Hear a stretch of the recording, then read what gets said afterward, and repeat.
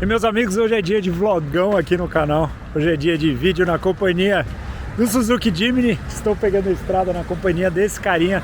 Vou rodar mais de 1000 km e quero mostrar tudo para vocês desse carro que desperta tanta curiosidade nas pessoas, que tem características técnicas aí pro off-road super emblemáticas e importantes, que com certeza vai ser um baita parceiro para pegar a estrada e rumo ao Rio Grande do Sul. Então vocês vão entrar comigo agora e ao longo da viagem eu vou comentando muitas coisas legais com vocês. Bora!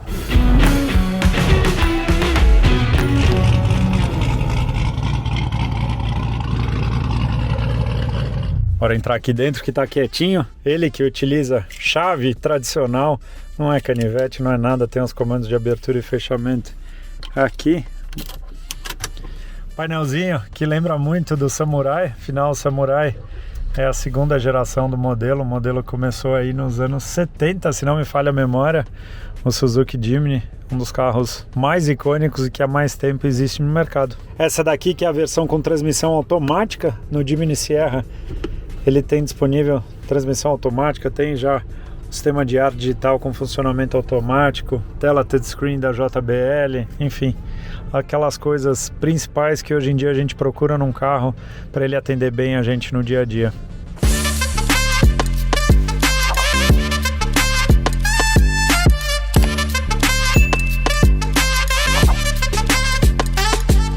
Quando coloco o Jimny Sierra em movimento, tem algumas coisas que me chamam a atenção e que me agradam bastante na condução e no dia a dia desse carro. Primeira coisa, espaço para perna. Isso é uma coisa que quando a gente olha um carro muito pequeno, né, com dimensões bem compactas, ele dá a sensação de ser muito apertado. Você pega o meu caso, que eu tenho 1,80 m, eu tô tipo tranquilo aqui, minha perna esquerda tá esticada, meu braço vai apoiado aqui, e isso eu acho legal. Eu cada vez mais tem me agradado os carros pequenos para andar no dia a dia, em cidade. Eu gosto sim, e vocês sabem, para quem acompanha aí no canal, os carros grandes, né? Mas eu tenho no dia a dia, eu tenho gostado muito de usar os carros menorzinhos. Outra coisa que chama a atenção é justamente o campo de visão. Como você tem uma posição de fato de um que seria semelhante a um SUV, né? Um Jeep que a gente está acostumado aí no mercado, então o campo de visão do carro é muito bom. Essa coisa do vidro retinho, a janela grande, eu acho que cada vez mais os carros modernos estão ficando com aqueles tetos mais baixos, os vidros menores. Então quando você senta num carro, você vai vendo coisas como aqui o lado de fora, essa região que a gente está passando aqui, chegando em Curitiba.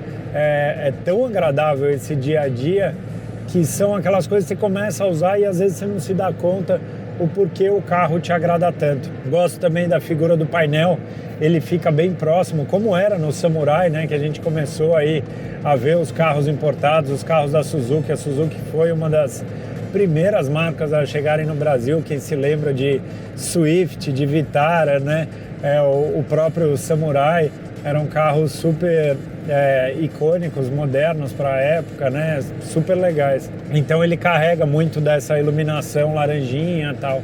E aí entra um outro ponto que eu acho extremamente agradável no Jimny Sierra, que é o seguinte: ele é um carro que ele é mais moderno, obviamente, do que a geração anterior, mas eu gosto muito de ser um carro simples, um carro que os instrumentos principais ainda são analógicos, que tem essa visualização de computador de bordo aqui de uma maneira bem simples e fácil assim de visualização. Tem temperatura, tem relógio, tem posição de marcha, tem um computador de bordo pequenininho, mas é o pequenininho que a gente quer ver, que é consumo, autonomia, o odômetro e o nível de tanque.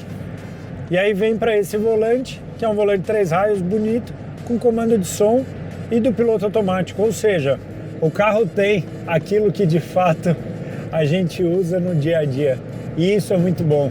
Eu vejo que uma coisa no Jimny Sierra, e eu acho até que nos carros da Suzuki de uma maneira geral, não é aquele carro que você vai encontrar aquele monte de recursos que vão deixar o carro mais complexo, mais caro, mais suscetível a problema, sendo que é coisa que você não usa.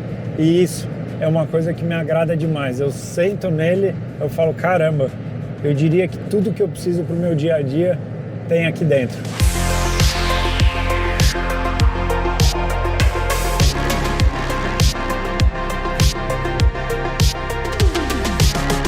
Acabei de fazer o segundo abastecimento do carro, já rodei aí uns 600 quilômetros até agora, estou em Pissarras, aqui em Santa Catarina já. O carro veio fazendo 12 de média, que eu acho um consumo bem razoável, pensando que é um carro com todo um sistema, vamos dizer, complexo de 4x4, de reduzida, mas tem um ponto que eu acho que vocês devem ter bastante dúvida em relação ao comportamento dinâmico do carro, né? E ele tem uma roda, vamos dizer, aro 15 com pneu perfil 80, ou seja, um perfil alto que acaba trazendo muito conforto na rua e também aguenta aí as pancadas, vamos dizer, do fora de estrada, mas com um pneu fino, que é um pneu 195. Eu acho até mais bonitinho quando a gente olha aqueles Jiminy's que tem os pneus um pouquinho mais encorpados que o pessoal troca, mas eu vou falar para vocês que para rua, assim, é um pneu que gera, vamos dizer, pouca restrição ao movimento, né, se comparado àqueles pneus maiores, é um pneu super quietinho. E cara, o que eu fiz de off-road com esse carro até hoje, assim, ele foi super bem. Obviamente que eu sei que a partir do momento que exigir um pouco mais, é que vai precisar aí, com certeza, dessa parte de pneu. Uma outra coisa que me chama a atenção é o comportamento dinâmico do carro. Ele é um carro gostoso, ele é um carro que ele tem um pouco, se a gente pega e empurra ele para o lado, ele tem um pouco pronunciado esse movimento de carroceria, mas o carro é confortável. Por ser um carro com uma vocação tão grande assim pro fora de estrada, eu acho ele um carro bem confortável aí no dia a dia, tá? Outro ponto que eu sei que gera dúvida, obviamente olhando o tamanho desse carro, é o compartimento de bagagem. E aqui o que eu faço? Duas pessoas dentro do carro, abaixo o banco. Abaixo o banco por quê? Porque o banco ele tem, eu até coloquei essa mantinha aqui só para dar uma protegida, mas ele já tem uma proteção dele, tá vendo? Então tem esse plástico, vamos dizer, reforçado aqui nas costas do banco. Então eu deixo as bagagens apoiadas, no caso estou viajando com duas pessoas, super tranquilo. Eu vi até que lá fora eles vendem um acessório que é para colocar como se fosse uns D-rings, né? Aqueles ilhós, vamos dizer, para amarrar a carga. É um negócio interessante.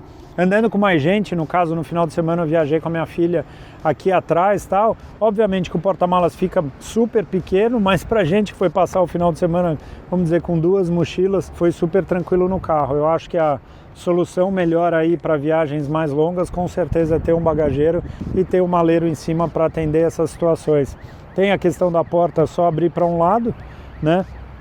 Que é uma coisa que também se acostuma, parar um pouquinho mais longe para ter justamente essa abertura da porta. Uma coisa que eu achei interessante da porta é que é um fechamento super leve. Então um pouquinho que você bate, não precisa fazer força, ó. Ela fecha de uma maneira super fácil. Isso para mim é uma das coisas, são aqueles detalhezinhos que a gente começa a ver e a entender as qualidades do carro. Para mim o Step, ele poderia ter uma calotinha central aqui da Suzuki, que eu acho que ia ficar até mais bonitinho. Tem a câmera de ré montado aqui em cima, que acaba facilitando nas manobras, uma vez que ele não tem, vamos dizer, sensor de estacionamento. Eu acho que aqui é um pouco o pensamento da Suzuki, é eliminar coisas que podem gerar problema com água, esse tipo de coisa. Por isso que dá para ver que o carro ele é simples de construção, mas tudo que tem nele é muito bem feito, de uma qualidade muito boa. Bora pegar a estrada, porque ainda tenho mais uns 500 quilômetros pela frente, e é uma coisa que eu falo. Quando a gente está numa viagem longa, a gente fala, só faltam 500 quilômetros. Então, meus amigos, só faltam 500 quilômetros, vocês vão comigo nessa, bora.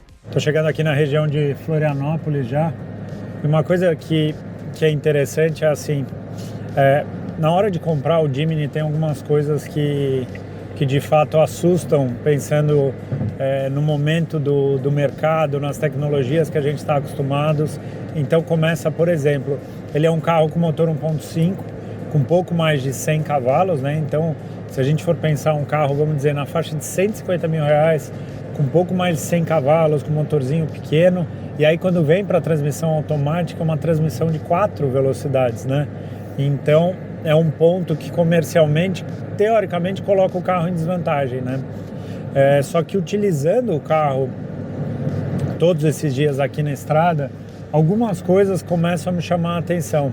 A primeira delas é que quando começa a andar no carro, o carro pesa 1.100 quilos. Então, se a gente for pensar por um carro com sistema de 4x4, com sistema de reduzida, com câmbio automático, pesar 1.100 quilos é um peso bem baixo para a realidade do mercado de hoje, né? Um Troller, eu diria que ele pesa pelo menos o dobro do que esse carro. Vamos dizer, um carro de mais de 2.000 quilos. Então a gente fazendo comparação com um carro com capacidade 4x4. Só que, pensando e a hora que coloca o carro no uso, você vê que o desempenho que ele entrega, de uma maneira geral, assim, para quem quer uma direção às vezes mais rápida, um pouco mais esportiva, vai sentir falta de uma potência maior. Só que quem quer de fato uma direção mais esportiva não está pensando nesse carro. Eu acho que um ponto que entra aqui, que eu começo a entender um pouco essa motorização, é que para as vias aqui do Brasil, 100 km, 110 km, 120 km de velocidade máxima, dá para andar tranquilamente. O carro tem feito aí uma média de consumo de 12 km com litro, andando um pouco mais tranquilo, que nem agora, está fazendo até um pouquinho mais, está na casa de 12,5. Acho até que dá para chegar a 13 km com litro numa estrada com menos sobe e desce. Então é assim, ele entrega um desempenho, eu diria, honesto para andar dentro da velocidade normal aí das vias. É um conjunto mecânico que me parece ser muito robusto. É um tipo de motor que a sensação que eu tenho é, se fizer o plano de manutenção, vai durar para o resto da vida. E o mesmo acontece com a transmissão, porque a transmissão de 4 velocidades, você fala, não acredito que tem um carro zero hoje no mercado com transmissão de 4 velocidades. Só que provavelmente deve ser um conjunto extremamente robusto para utilizar, diferente às vezes de um sistema mais moderno que pode ser que não tenha ainda toda esse selo, vamos dizer, de robustez que um produto da Suzuki precisaria ter. E aí o funcionamento dela, principalmente na cidade, é muito tranquilo, funciona perfeito. Na estrada, o que dá para sentir?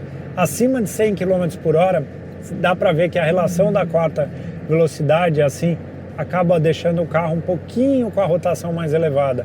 Eu acho que se tivesse uma quinta velocidade para conseguir cair um pouquinho mais, iria perfeito. Só que por outro lado também, se a gente for pensar, como é um motor com baixa potência, ele coloca o carro em 100, 120 km por hora, está trabalhando ali na faixa muito próxima da potência máxima do motor. Então, deixa o carro com uma resposta boa e não faz também com que o carro fique reduzindo marcha toda hora. Por outro lado, vamos dizer, quando está com o piloto automático ligado, você coloca lá 120 km por hora, como ele tem poucas velocidades, quando chega num trecho de subida que ele precisa reduzir, a hora que entra, por exemplo, uma terceira, ela entra, vamos dizer, gritando aqui dentro. Então, a minha cabeça é muito hoje dirigir esse carro, e é o que eu estou fazendo, tentando entender primeiro a proposta dele de ser um baita parceiro para o teu dia a dia e principalmente para um uso off-road. E isso, quem conhece o Jimny sabe de todos os diferenciais que tem esse carro e principalmente de todas as características. E hoje eu tenho tentado entender essa parte mecânica ou os equipamentos eletrônicos que não tem no carro como sendo coisas que estão ali para te trazer muita confiança.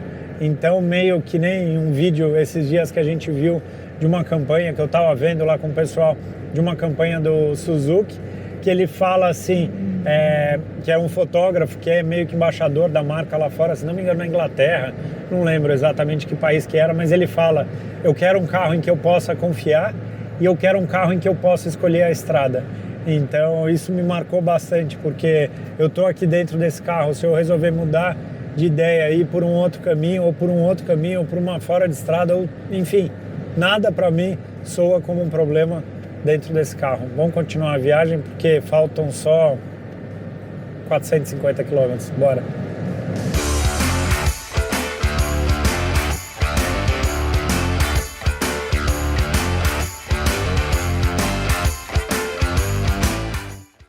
Quase 10 horas de viagem se passaram, já rodei aí quase 1.000 km e uma coisa que me chamou a atenção, e aí só descobre isso quando começa a andar bastante no carro, que os bancos são confortáveis pra caramba.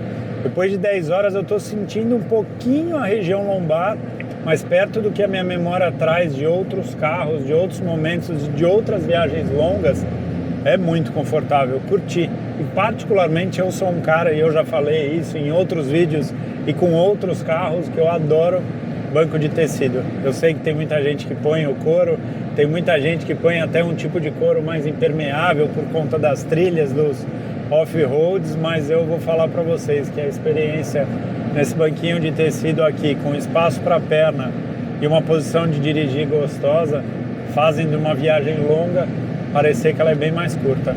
Muito bem, meus amigos, já que teremos 26 minutos no trânsito aqui na região de Balneário Camboriú, saindo de Balneário Camboriú rumo a São Paulo, já estou na minha viagem de volta, mais de 2.000 quilômetros rodados a bordo do Suzuki Jimny. Estou adorando a viagem, falando sério, eu estou adorando o comportamento dinâmico do carro e isso eu acho que é uma coisa que gera curiosidade em vocês. Eu acho ele de andar assim e entendendo bem os limites dele, a questão da potência dele, eu acho ele bem tranquilo de andar, muito diferente de qualquer Jeep que vocês possam imaginar, qualquer, na minha opinião, Troller, Defender, assim, não tem como comparar em termos de conforto e em termos de comportamento dinâmico, né? Os veículos off-road, normalmente, eles têm uma relação de caixa de direção um pouco mais desmultiplicada, aqui a gente sente isso, mas não chega a incomodar na rua.